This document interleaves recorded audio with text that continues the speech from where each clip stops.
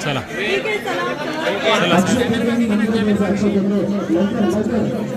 Okay done thank you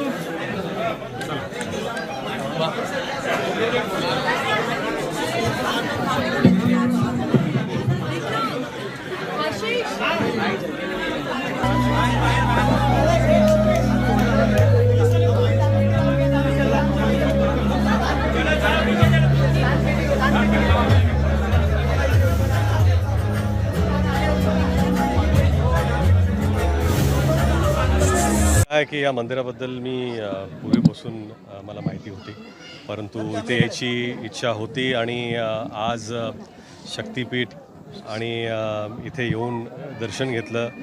आपल्या महाराजांवरती एक एवढं भव्य दिव्य मंदिर आहे आणि इथे येऊन आपण दर्शन घेऊ शकतो आणि महाराजांचा संपूर्ण इतिहास या संपूर्ण परिसरामध्ये एवढ्या चांगल्या कलाकृतीमध्ये इथं दर्शवलेला आहे किंवा दाखवलेला आहे. ही पण छान गोष्ट आहे. माझं खरंच खूप खूप शुभेच्छा आपल्या सर्वांना की आपण महाराजांच्या प्रेमापोटी श्रद्धेपोटी एवढं भव्य मंदिर बांधलं आणि आज पहिल्यांदा आलो आहे, पण नेहमी मी नक्कीच येत जाईन, कारण इथं येऊन महाराजांच्या चरणी आपलं मस्तक ठेवून एक ऊर्जा मिळते आणि मला वाटतं हे ऊर्जा देण्याचंच एक स्थान आहे.